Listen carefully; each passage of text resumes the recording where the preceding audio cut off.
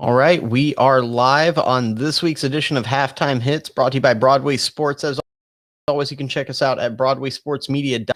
I am Jonathan, joined by Ryan. You can check me out at JB on Twitter and Ryan at Ryan on Broadway on Twitter. As always, this has been a eventful half for the defense. That's really all I have to say. The biggest thing that's been in Nashville this week is that you want to return to some sort of normalcy, and well, the Titans defense has returned us to normalcy, and that is the absolute lack of any sort of impact on this game. Ryan, what are you seeing on defense? Let's just start there. Packers are hitting them with some quick hits and Rodgers is doing his thing and Devontae Adams is doing his thing. I mean, the run game is what's a little more concerning to me. And A.J. Dillon has come in and made the impact that he has, and he's just it's just and he's the straight downhill runner are the ones that's going to be able to make the big of an impact, and it's been good. So the injury to Jones actually helps the Packers a little bit by keeping Dillon in and letting him spin a little bit. I knew Rodgers was going to be able to perform and get his. I mean, obviously the Titans defense is. It's been suspect throughout the year. They have made some stops in this game, and one stop early I thought was going to be really good for the Titans. Turns out Rashaan Evans gets pissed off because he's getting driven 10 yards down the field and gets a hands to the face penalty and gives the Packers new life. They go down and score a touchdown. That being said, the Packers have 19 points, and the Titans are in this game somehow. It's weird. It's a weird feeling to see. Yeah, this is definitely not a game that is over. I think this opening drive is, to put it mildly, is huge for how this game could go. The Titans get the ball coming out here. This is a team that usually likes to take the ball at the beginning of the game, but it kind of plays into their favor here. The opportunity to jump back in. I see in chat here Max Craven on Facebook talking about 19-14 coming out at half, and that would be huge, obviously. And huge. You're asking for one, maybe two stops in the second half, and then the offense has to perform. I know Collinsworth has been talking about how Derrick Henry's been taken out of this game, but look, if you know anything about the Titans do not take Derrick Henry out of this game. Even when they're supposed to, they still feed. So that's one of those that it just doesn't make sense to even say, and it's just complete ignorance about how the Titans play football here. The Titans' offense edges are getting worked a little bit in this game. Now, you kind of, if you've been paying attention to the Packers this season, you kind of expected that to happen a little bit. The tight ends aren't getting their footing. They're not doing their normal dominant blocking self. And I say dominant because they've been really spectacular this season in the run game. And it's just not there so far. That being said, Derrick Henry has almost, I think I counted 3 plays where Derrick Henry was like just a small little block away from breaking a big, long run. And Cameron Batson almost got loose for a big run. I mean, it's just one of those things where the Titans' offense, as frustrating as it has not been that far off and that bad off. Yeah, there's probably one bad drive that I just would say like to have packed that one up from the start when they finished 4th and 27 after back-to-back sacks. But it's one of those games where, in the snow, Packers home field, they have a pretty decent pass rush. Things need to break right now. Tannehill has made some pretty risky throws. I think you called it earlier about just throwing it into tight windows. 3 or 4 of them have been fine. One of them got him in trouble when he wasn't able to fall through on some of that pressure from the defensive end, and he threw it behind Smith a little bit, lofted it a little, and it was picked off. So not the best thing you want to see there. But the Titans offense isn't bad. If they can come out here, like you just said, in the second half, drive down the field, get a touchdown by any means possible, and Jonnu Smith, great catch there to get to the 7 points, then this is a whole new ball game in 19-14 with the Packers missing a extra point and then not getting the field goal and then opting to go for it and getting stopped there. So, I mean, the Titans are very much still in this game somehow. Yeah, and I see there in the chat talking about the calls, Jesse Jones there from Facebook. And look, it was an absolute terrible call on Josh Kalud. Oh my gosh. He's been hosed on one earlier this season where they called him offsides, where I actually think it wasn't necessarily offsides. I think that was the Indianapolis game.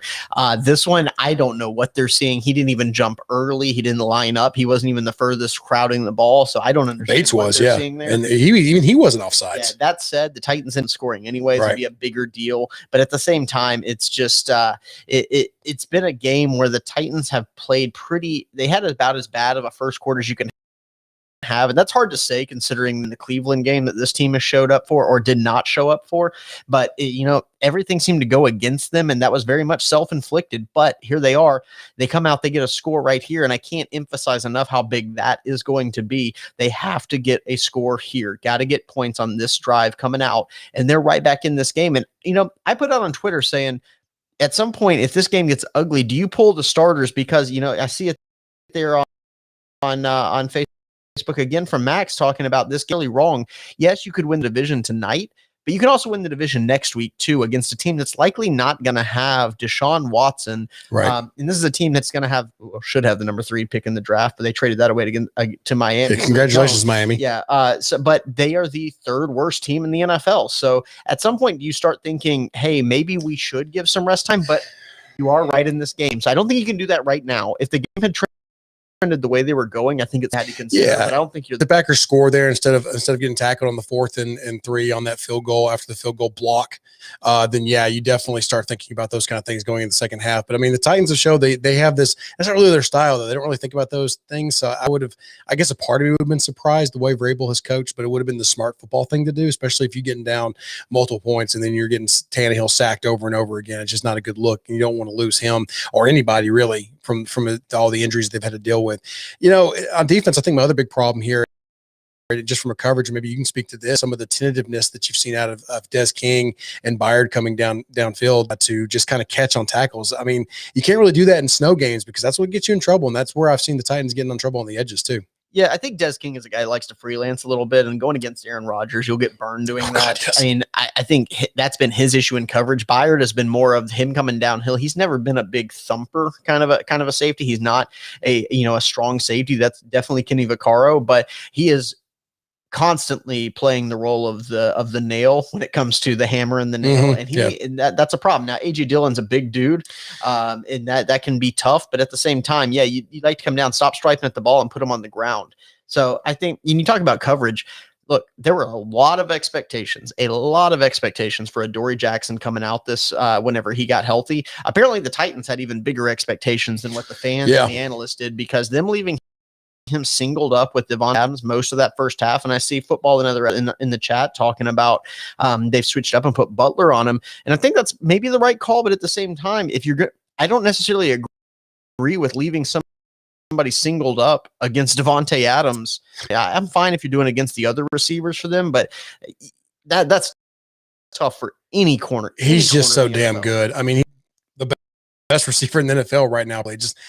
I don't know, man. He's just so good. It's kind of tough to blame anyone in single coverage, but I mean, you would hope that Adoree would have had more with his athletic ability, a little more chance in some of those plays, but it is what it is on those kind of things. And you kind of expected Rodgers, and like we said earlier, Rodgers and Adams to get theirs on those kind of plays.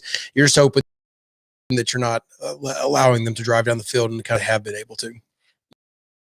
Yeah, and I see the question there is meeting more. And look, I do think the Titans are definitely coming out here. They're showing a little pressure, and I've been calling for that for weeks. Look, you may give up points, but what you're not seeing is the 10-minute drives to accompany it. You're giving your offense chances to respond to it. So I still agree with it. Yes, you have given up points. You may not be getting stops with it, but you are giving your offense a chance to respond. So that's all I've been calling for the past few weeks. So I don't hate the move to blitz more. I think that is definitely the way to go, because look, I know Wyatt Ray. Shout out to Justin Mello of Broadway Sports, who has been singing his praises. I don't know why, but he has. But I guess, kudos, credit where credit's due. He called it, and Wyatt Ray coming up with the sack. But at the same time, look, this pass rush is not getting home on its own. So blitz and give your guys a chance to get the quarterback on the ground, and maybe he makes a mistake. Now, Aaron Rodgers is maybe not that guy that's going to make the mistake.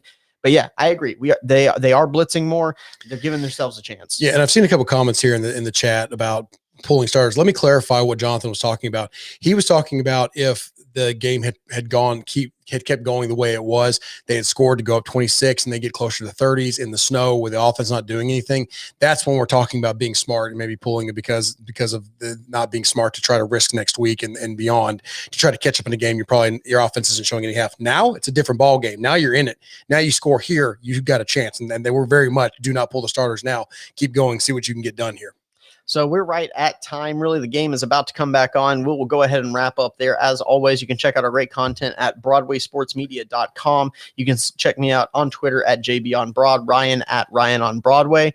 As always, we enjoy you guys. It's been a crazy week here in Nashville, so let's get back to it and just enjoy some football. I'm not sure what happens here in the second half. I think the Packers probably pull away from it, but with this team, you never know. So we appreciate it. Go Titans.